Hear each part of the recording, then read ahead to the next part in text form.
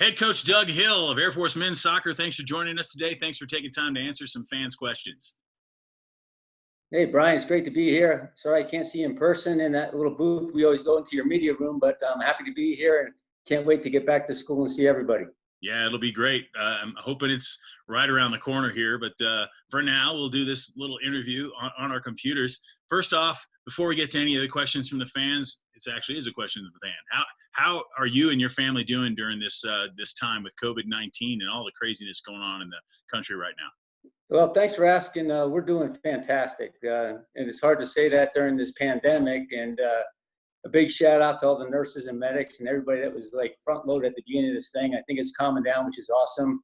Things are getting back to normal, but the family's doing great. A little bit of changes. My wife learned to use Zoom a lot and Teams and 365. She's a school teacher at Discovery Canyon. So we moved her down to the basement, set up an office, and she was good there. It's the first time ever in my history of my life that I've completed all my summer projects prior to the summer beginning. So with a little downtime, I got my master bathroom finished, and I had a little help from my boys when I pulled them away from studying. Luke, who I think you know is a freshman at the academy, plays for us. He was grinding it out. I put many hours in the office. We set him up in the main office and the computers and the printers, and there were some late nights. It gave me some heebie-jeebies because I was thinking I was back at the school and it was coming back to me. But when I looked at his Calc 2, I'm like, I have no idea I was able to do this stuff before. It's been too long. So, but my other boy, Greg, who's going to enter the academy next year, graduated from DCC, and I think he had senioritis. But I just reminded him to look in that other room where his brother was studying, and I said, that's going to be you next year, and there's late hours, and you have to write a lot of papers and do a lot of projects, but it's well worth the journey, and he's excited to come up. But I think the best thing is, they were able to train together. So not everybody has another brother that can play the game at a pretty high level, and I even snuck down to the fields a couple times with them when I was on Zoom calls or doing some other things or doing the bathroom, and sometimes I yank them off the field to help them complete the project. I really didn't have an excuse not to do it because the tile and the bathtub was sitting in my garage for about a year. So when I went and looked in the garage, and I'm like, I really don't have an excuse not to do this, so I better get after it. Funny thing is, I started putting the tile up, and I realized I was a little bit short. Well, I bought the tile so long ago, I went down to the store, hoping they were an essential business that was open, and of course the store went out of business. So a little bit tricky looking online, but got it completed. But it's been overall fantastic, spending a lot of family time, a lot of good meals together, and just blessed to have a healthy family and no one that I know that has it, COVID. So I think we're moving in the right direction, and it was pretty fun to watch the graduation and everything else online when we were home. And I got to watch some things I don't normally get to watch, like The Last Dance with Michael Jordan. It brought back a lot of good memories. So I've been enjoying it, but I'm ready to get back and see the boys. Let's speak about that. You went through a couple things there. Let's talk about graduation. And did you lose seniors? And what was your thoughts like watching it online as opposed to, I'm sure, having been there many, many times in the past? Yeah, I really like to go to graduations. I was at the one last year because we had 10 seniors graduating, and I could not miss them all throwing their hats, which puts a big smile on my face. But I thought it was fantastic that the academy did the graduation early. We were kind of leaning forward, stepping ahead of the rest of the country. And I think General Severi and his team did an outstanding job pushing it up instead of delaying it. And I think we set the stage and did all the things right. And having Pence and the Thunderbirds come, I started watching it on TV. I listened to it. Larry Friend and I got on our bikes. We drove down to the Santa Fe Trail because we didn't want to miss the Thunderbirds flyby. And I thought that's just, that's a trademark here at the academy, that every graduation they throw their hats up and the Thunderbirds fly over, and it was fantastic.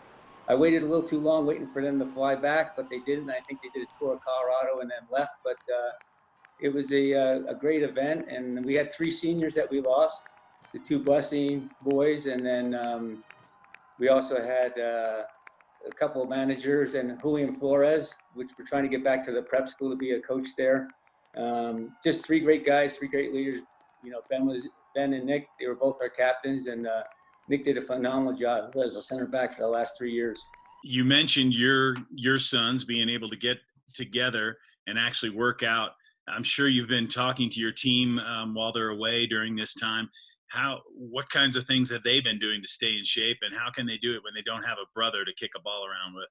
I think the good thing is a lot of them do have brothers, and there are a lot of family events. Some boys were saying that their fathers was out there training them. Some went there, to a field.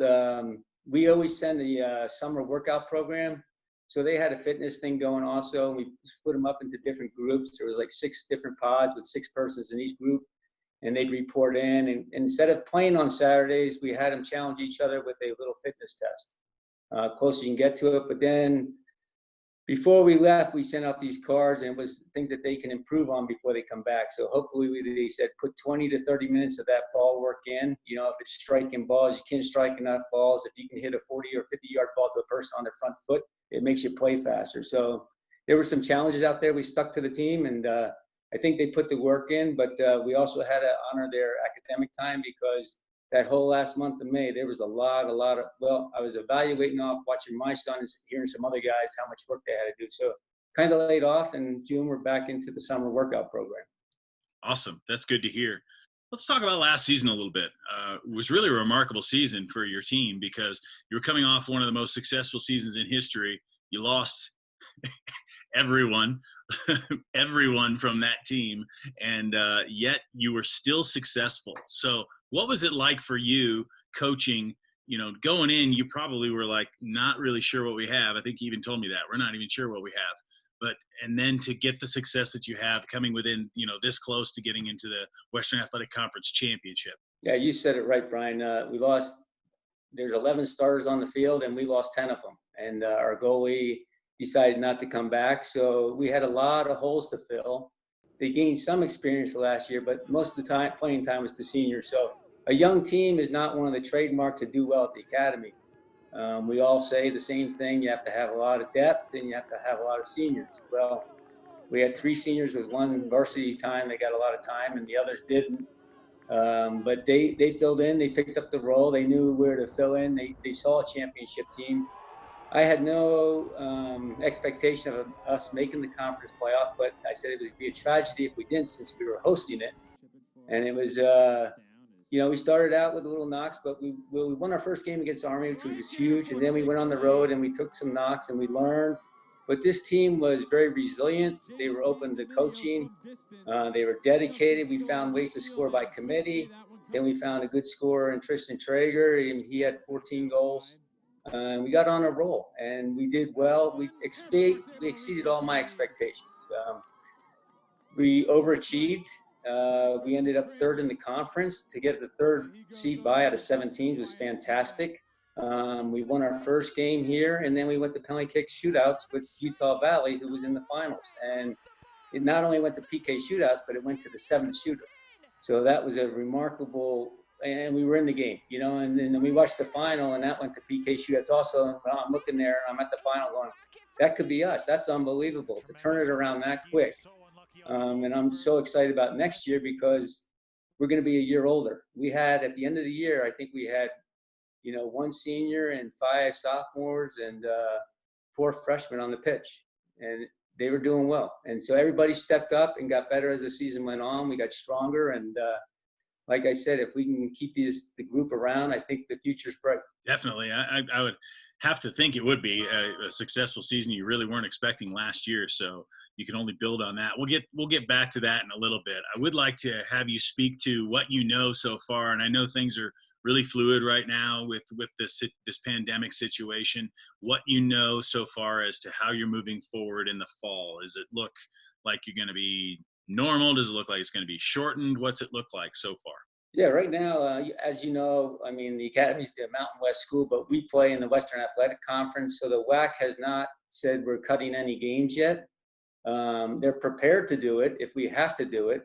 Are they going to kick it down the road a little bit and say we're not starting at opening weekend, which is the end of August? I don't know. No one knows. But I think if they look at the pros, the Bundesliga, which is the German league, they have already started. They've been playing in empty stadiums for the last 3 weeks. The Spanish league, La Liga, starts this week, and so does the English Premier League. So around the country, around the world, they're starting. I think we look to them and see how it's going. I love it that football and basketball can come back June 1st, so that's a good indicator. The Academy's doing an awesome job leaning forward, trying to get the freshmen in on time on the 25th of June. So we are preparing like we are starting at normal time, and they pushed the school year back a week of academics. So we're going to start on 8th of August. They got their summer programs. They know the fitness test comes at the beginning of August, and they'll be ready. And if it's shortened, we'll be more than prepared. But we're not going to prepare like we're not starting on time. Right. Cadets are used to this resiliency anyway. I'm sure. You know, when they start, whatever, just tell them when, and they'll be ready to go. Right? Is that the way you look at it? You know what they say in the air power? Flexibility is the key to air power. But you know what the key to flexibility is? What?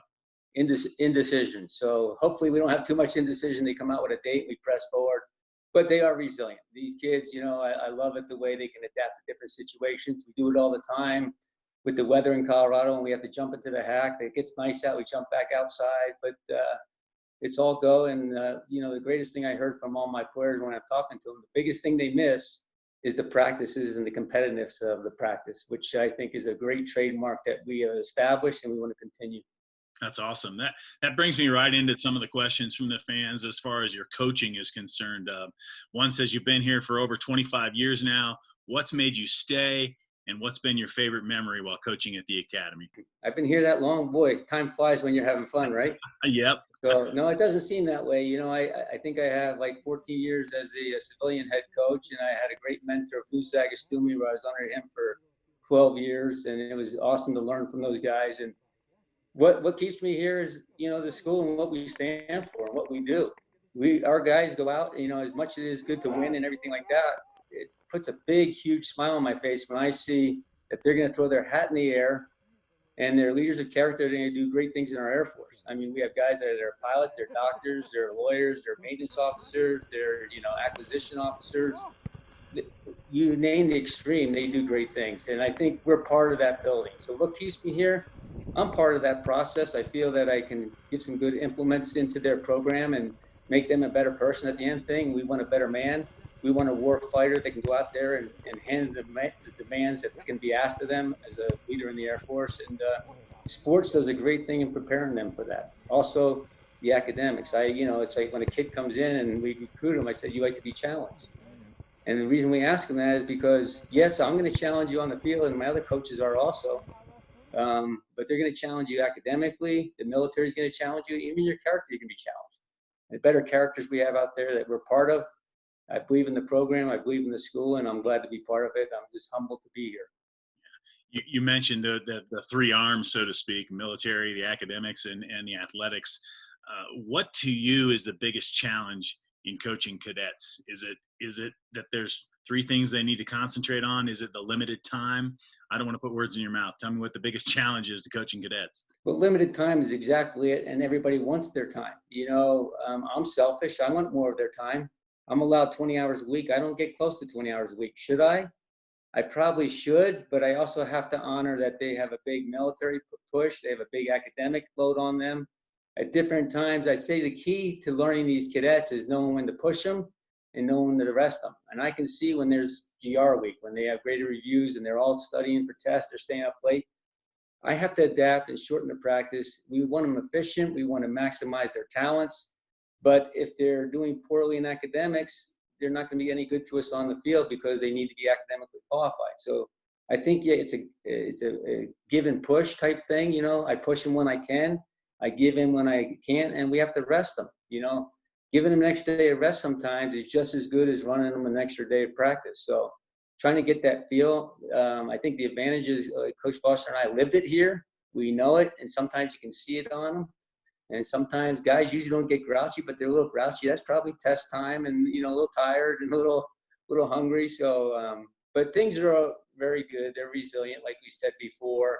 They adapt and they overcome, but they're pushed and just push at the right time. And I think everything that's built in these off-season months when they have time to get fit and stuff like that is good. And then we can just run into the season and make it go smoothly. You mentioned you and Coach Foster. I mean, as graduates of the Academy, that's one thing that kind of helps. And I'd like to get to how have you guys fostered this competitive edge at the Academy where, a lot of service academies go out and they roll the ball out there and they go, let's play, let's learn from it, and there's not such a push to be as good as you guys have been for years and years and years. So has it been maybe some of that experience as cadets when you were cadets and now coaches?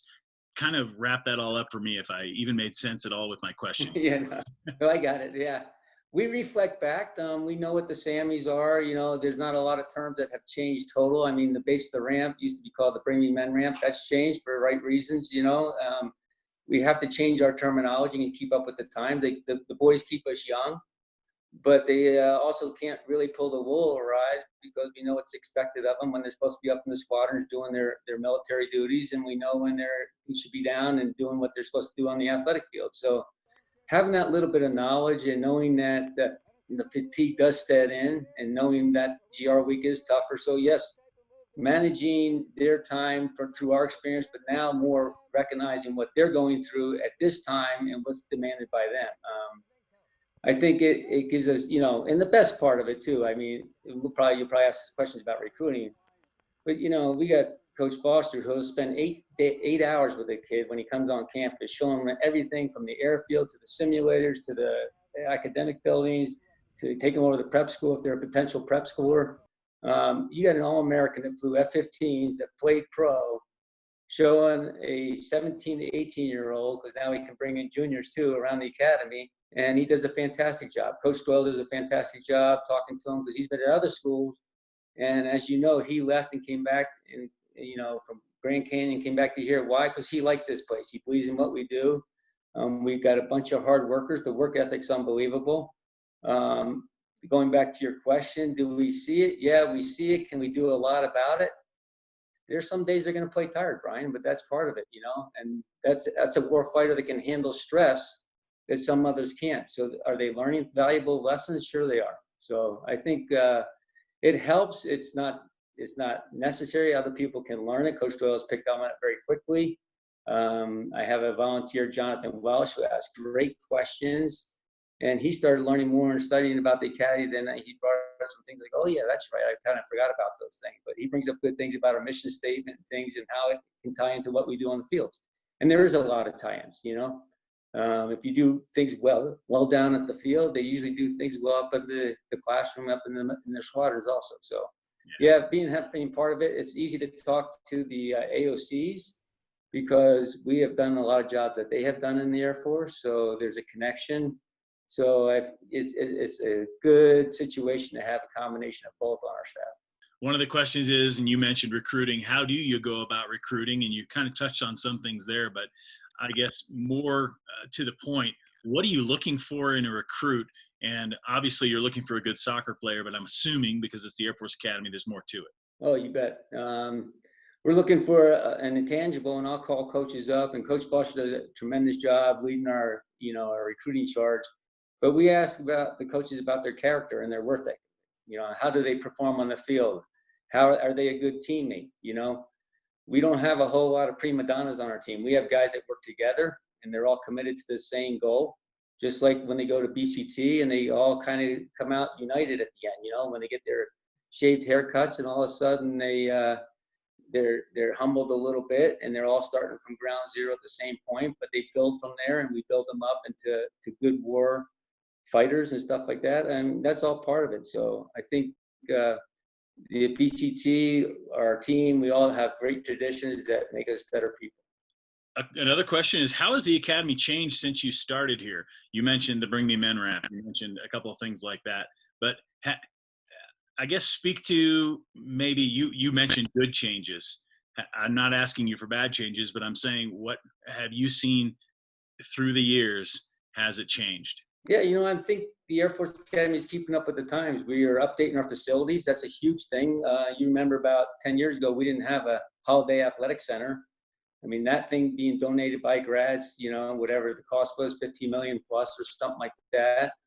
But it's a tremendous asset that improves our intercollegiate experience because we used to have to cancel practice. Now we can sit it out and go in there a little later or go in there a little earlier and get a practice in. The new weight room that's in the FAC, They put that in there, and all cadets can use it. The intercollegiates get in there. We have some of the best weight facilities, I'd say, in the country. It's a first-class facility. And I want to push back to a previous question you asked about recruiting. And places recruit people, but people recruit people. At the end of the day, it's the players they're going to be with. It's their teammates. Foster does a great job. Coach Doyle does a great job. We all do a great job asking these recruits the question. But at the end of the day, I put them back with the cadets.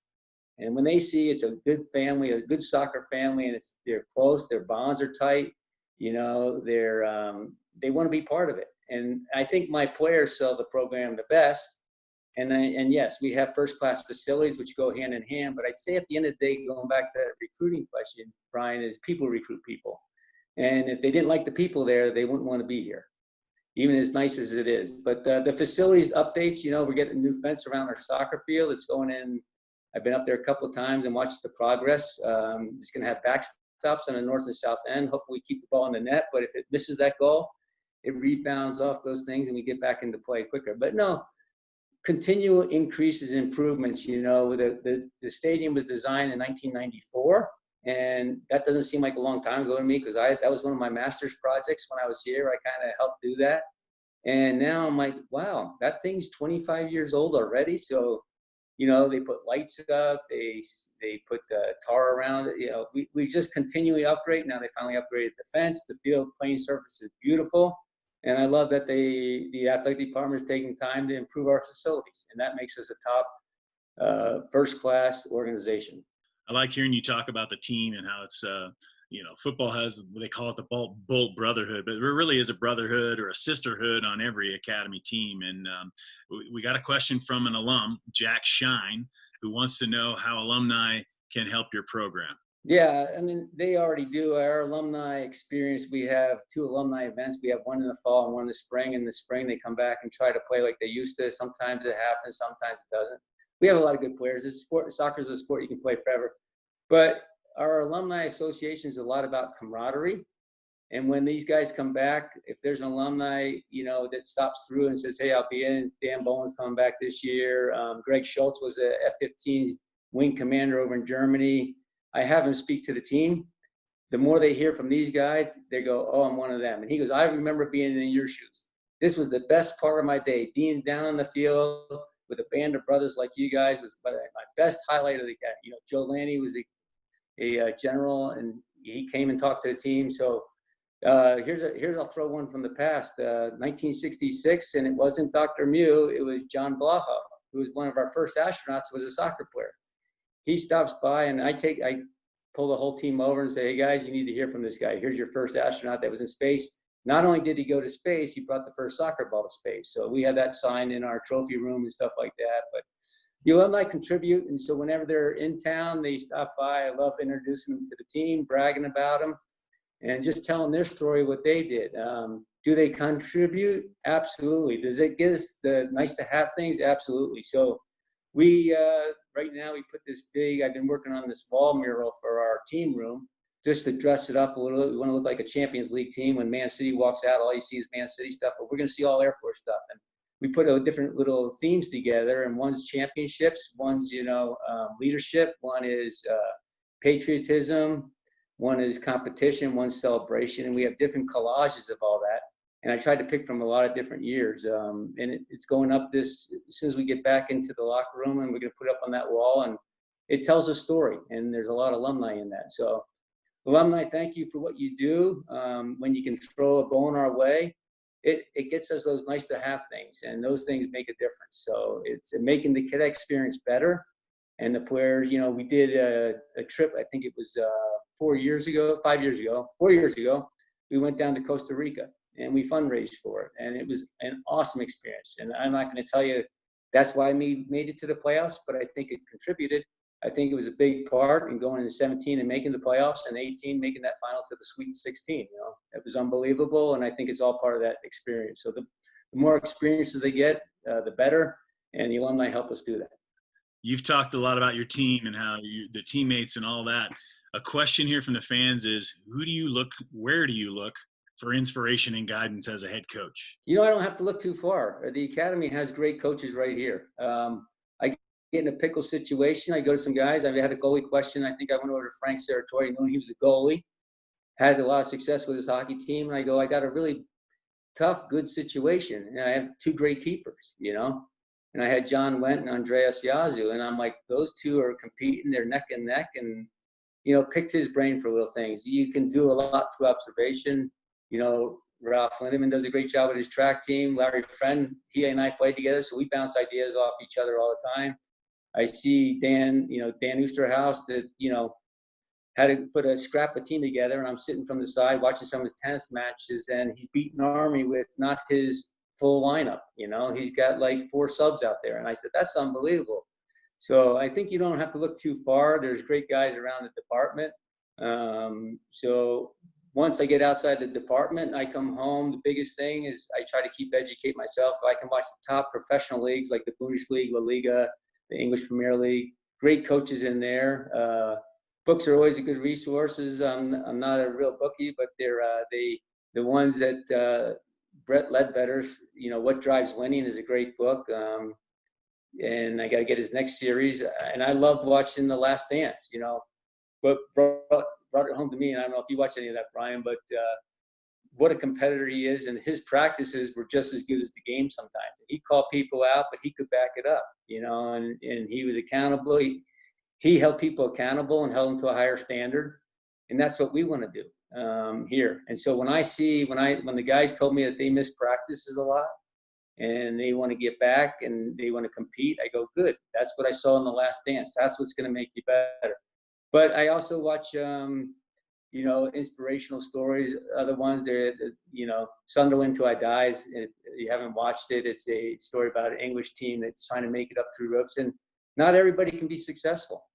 But if you can take little bits and pieces of people that have been successful, I mean, they do stories on Jurgen Klopp, who's coaching Liverpool in the English Premier League, and his story of the way he gets there. Pep Guardiola, what a tactician, And so, as I look back into my coaching, I said, what did I really develop? And I think I steal a lot of ideas from all these other people and then just put my twist on it. You got to be yourself as a coach. You can't try to be like one of those guys. You don't carry that, but you carry your thoughts from your game that you can put and implement into your program. It's just like I tell a lot of schools is we're different than UCLA, we're different than Wake Forest, we're different than UNC. We got the same soccer players, but you got to find your niche here at the academy. Our academy, we can't redshirt players. So when I can't redshirt players and I have a freshman, I got to keep them playing that year because they don't have another year to play soccer. So having a developmental team that plays extra games is very important because because I'm going to count on them in 1 and 2 years. And I put this poster up down here in my basement for a reason is a lot of those guys that played on that team and, not this year, but the year before, Dave Loughton didn't start till he was a senior. James Sims really only came on as a junior. There's like 5 or 6. If I didn't have that developmental program to develop those players, to keep them motivated, to keep them excited, to get them older, everybody eventually gets their stride. We're as good as, we want to be older. And so I take all those into it. And I think we can be better as long as we keep them. And that's the key. And you got to keep them motivated.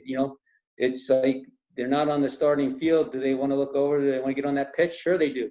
But we have to have a coach dedicate time to them to get them better. I think to be successful here at the academy is you have to be a good teacher. I think a good coach is a teacher. It goes hand in hand. We don't manage. UCLA can manage. UCLA, I don't like the way you're playing. I just look for a better player and replace him. I believe in every kid we bring in here, and I think they can make it, And so you just have to spend time with them and be patient, and they have to be impatiently patient to get better. Impatiently patient. I like it. We're back to soccer. Let's talk about, you got a lot of momentum from last year and a lot of key players learned because they got time to play. So how do you make sure you carry over that momentum into next year despite all of this pandemic that happened? How do you make sure you keep going forward and up instead of regressing? Well, I think with the rest of the country, everybody's kind of at the same stage. What we had going for us at the very end is we did get one spring game in right before spring break. We played the week before recognition weekend, and we played the switchbacks, and we had a good result. We lost 1-0. We should lose to a pro team. If you're beating them, maybe you should get paid for to be playing soccer, but the guys performed well. And, you know, we mixed a lot of players and we're looking for experience. We played 2 keepers in that game, one the first half, one the second. You know, Kainoa played the first half and then Trevor Lanigan played the second half. Both performed well. We saw some good things. I watched that game 3 or 4 times since I don't have a lot of other game film to watch. But I saw our progression. I think we're doing very well as far as the practices. But everybody's missed games after that. So stay healthy, you know, through this time. Keep your fitness up. Get your ball touches. Work on those little technical things we gave you to work on. You know, being 2-footed is not everybody comes in 2-footed, but a lot of players leave 2-footed. They use the right and left. The left's just not to put the shoe on. It's really to kick the ball. So they got to be able to knock that ball with the left. Because it, you know, when we do a lot of scouts on teams, we'll say this player only uses his right foot. Just shut down his right foot. So being 2-footed, all those little things make you better. Have they had time to work on it? Yes, some. It doesn't come overnight. It's a process. But I think they're all at it, and they're all going to come back better and hopefully well rested and ready to train again. That being said, the last question I have for you here is, what are your goals going into next year? I don't know if you set goals. I think last year you said it would be amazing if you made the tournament, but I think it was a goal of yours to get into the tournament. So just tell me, what have you even set goals yet? Can you even set goals not being around your team? Well, the first goal is to get back on the pitch and play. That's the first goal because you can't get anywhere unless you're playing. I'm not a big goal guy. We do set some because some people need it. I'll go with whatever the group wants to do. To me, it's more the process. And the process is going to get you. And what's in the process, I always bring it up in every meeting. I think you've heard some of my pre-games. It's your attitude, it's your effort, it's your mentality. You control those, you know. Do you control the results of a game? How many games? I mean, people tell me again, the thing that's wrong with soccer is you can dominate and lose. Yes, that's true. You can dominate and lose. But is the process right? Because time over time, that process will win if you dominate, if you're doing the right thing. So goal setting, I mean, it's funny because we came back and they go win the conference championship last year. And that was outright, like be first. I'm going, you know, guys, to win it, you have to be in it, you know? So if you're not in it, so your first goal is to win it. But not to downplay goals, but there's, you know, 11 teams in our conference now, and everyone wants to make the conference playoff. There's 204 teams in the NCAA men's side, and everybody wants to make the NCAAs. I can tell you only 48 will. But what is your process and how are you going to get there? I think our processes are in place. We're going to come back motivated to get the guys moving in the right direction on the pitch and getting us playing like a team again. I think big part of our program is playing like a team. Not everybody plays like a team. We may not have the best players all the time, but if you have the best team, you can win a lot of games against the best players. I think the proof of it was, I mean, Denver's had some really high-profile players. They have foreigners. A lot of teams have at least half the foreigners on their squad that make it up. We don't. We're patient. We work with them, and when we get older, we can beat those good teams. Why? Because we play as a team. We got 11 pressing up as a offensive threat. We have 11 back defending. There's not one guy taking a break, and that's the key to our team. So coming back and like I think it goes all back to, you know, the camaraderie in the locker room, the camaraderie on the field, the way they push each other and they crush each other. That's going to be the key. The quicker we can get into that, what's their job? They need to come back fit. Why? The soccer piece becomes really important because we missed a couple months of that. So that'll be the key of us doing well next year. Right. That's all the questions we have from the fans, but I wanted to give you an opportunity if there's anything else you wanted to add. You've already pretty much thanked the alumni, but I know there's other supporters out there that I know you're grateful for, but anything you'd like to say? Yeah, I'm looking forward to the season. I hope we can get the cadet wing down for that opening game we play against Army. They asked me what time the game was, so hopefully it's kicking off at 6 o'clock on the Friday night, the last Friday in August, and love to see the fans and can't wait to get out back to the school and see everybody and get back to work. All right, Doug Hill, thank you so much for taking time and your honest answers. We really appreciate it. Thanks for the time today. All right, thanks, Brian.